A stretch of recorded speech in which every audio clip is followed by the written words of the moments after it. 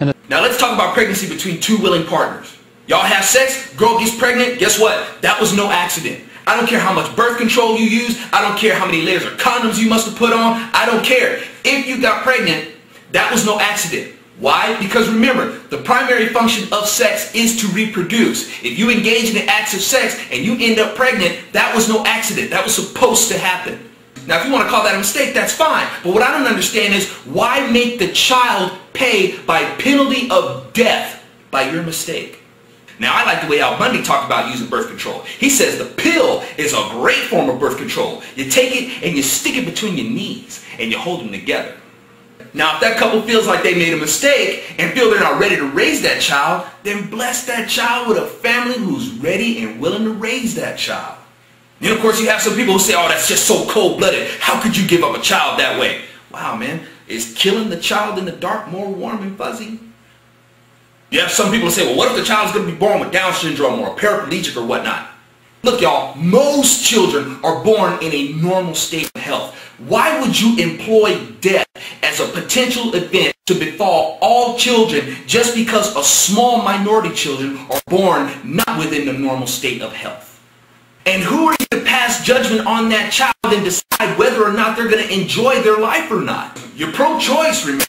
Give that child the choice to decide whether or not if their life sucks or if their life is good.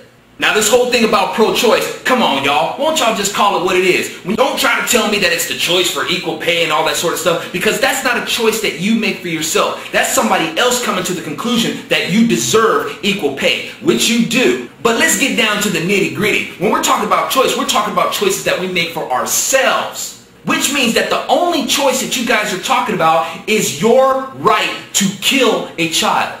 So let's call it what it is. It isn't pro-choice, it's pro-abortion. But y'all know it's hard to get a movement behind what it actually is, so you sucker the masses. Come on, let's call it what it is. You sucker the masses by giving it a benign name, pro-choice. Everybody loves choice. Girl power, that's great. I'm with you on that, but where is the empowerment in killing a child? You know, I get it. Suppose the woman's raped. I'm not saying at all. I'm not saying that this woman won't go through pain. I recognize that. You know, and then when she looks at the baby, it might remind her of the tragic experience that she went through. But just because of that hardship, let's be real now, that's the emotional part. But how about the facts? Just because of that hardship that she goes through, does that justify homicide? Alright? It's obvious here that I'm assuming that the unborn is a human being, but I think that's a safe place to put our assumptions, is it not? I mean, let's apply this logic to reality. Suppose we're standing outside of a building that's about to be blown up, and you're the person that's about to push the button. And I walk up to you and I ask you, hey, are there people inside of that building? If your response to me was, I'm not sure, I can't be certain, it's possible that there's human beings inside that building, do you think that it would be a very good idea to blow the building up, to go ahead and hit the button? Well, that's precisely the logic that I'm applying here. Alright? You know, I think that it's wrong to assume that the unborn is not a human being. That's making an assumption that there are no human beings inside of the building. So that's the safe place. It's the default position as far as I'm concerned. Oh, I had an interview where a guy was justifying rape, abortion cases in abortion of rape being abortion in cases of rape being okay, and on the basis that, well, you know, the baby would be in the way of the mother's life. And so with that argument, we asked, well, what about if it's not rape? What if it's just in the way of a mother's life? And he said, well, then it's okay too. I said, okay, well, what if a newborn baby is in the way of a mother's life? And he said, well, then I guess then it should be okay in those cases too. And I said, well, what if a 40-year-old is in the way of someone else's life? And he said, well, I guess with that reasoning, it should be okay also. And so we drove him to the point of absurdity. I'm pretty sure he doesn't believe it. I hope he doesn't really believe that. But to be consistent in the pro-abortion argument, you would have to be okay with human beings being killed at any point. Mm-hmm. So the pro-choicer carries the burden of proof to show evidence, strong evidence, that the unborn are not human beings. And so far, the only evidence I've heard is that it's a clump of cells, but they don't prove that that's true. Mary Tyler Moore, who's a well-known actress, has said this in the past, quote, The embryos that are being discussed, according to science, bear as much resemblance to a human being as a goldfish. And Michael Kinsley, who's a well-known journalist, has said this, quote, "These are not fetuses with tiny waving hands and feet. These are microscopic groupings of a few differentiated cells. There is nothing human about them."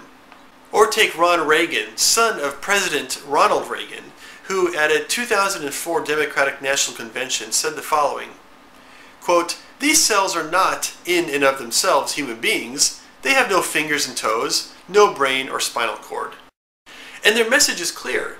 Because a developing embryo doesn't look like a human being, it can't be a human being. Actually, they're wrong. The embryo in this picture does look like a human being. It looks exactly the way a human being is supposed to look at that stage of development. And this teaches us a very important lesson. Living things never look the same at different stages of development. I feel that if a woman suffers a rape, I feel that the child should still be allowed to live. I know some women want to claw my eyes out right now. Women will tell me, well, you get out there and you get raped and you see how you feel afterwards. Why would you wish something like that upon me to prove your point? I would never wish something like that on you to prove a point. Any woman who has been subjected to that has every right to feel hurt, violated. I couldn't even begin to imagine the things that you would feel after going through something like that. But do you really feel you have the right to exact wrath upon the child? I agree. Chances are you're not going to be in condition to raise that child. As horrible as the situation is, it can still be redeemed. Take that horror and turn it into a blessing. Someone took your power, but you have an opportunity to reclaim it.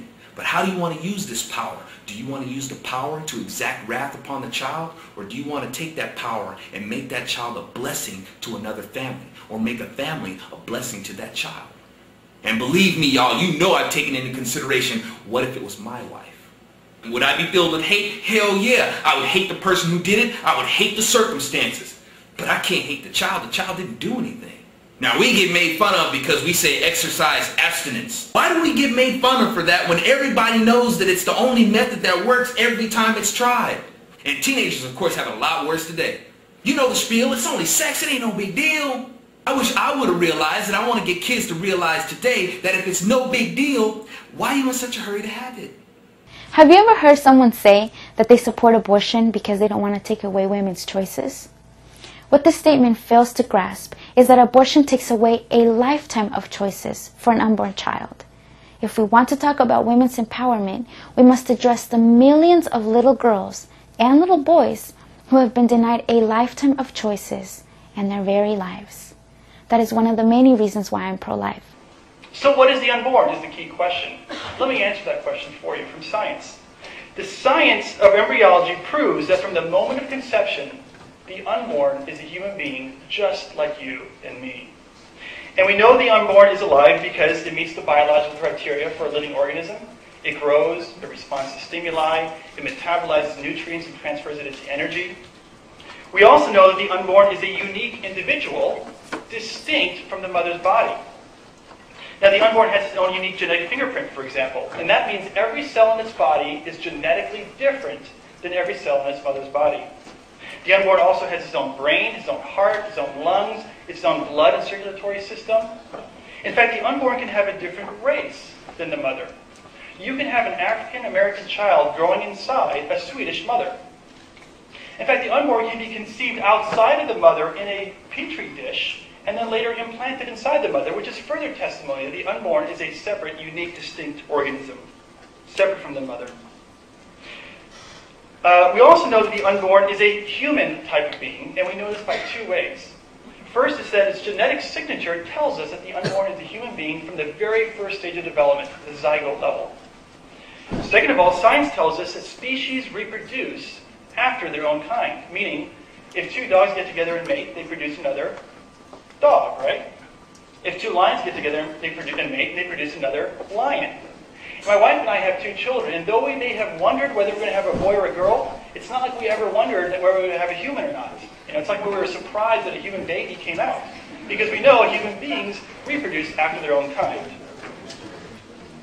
So I've shown that the unborn is alive, separate and distinct, a unique individual from its mother, And 3, that it's a human type of being. To put it simply, the unborn is a human being just like you and me.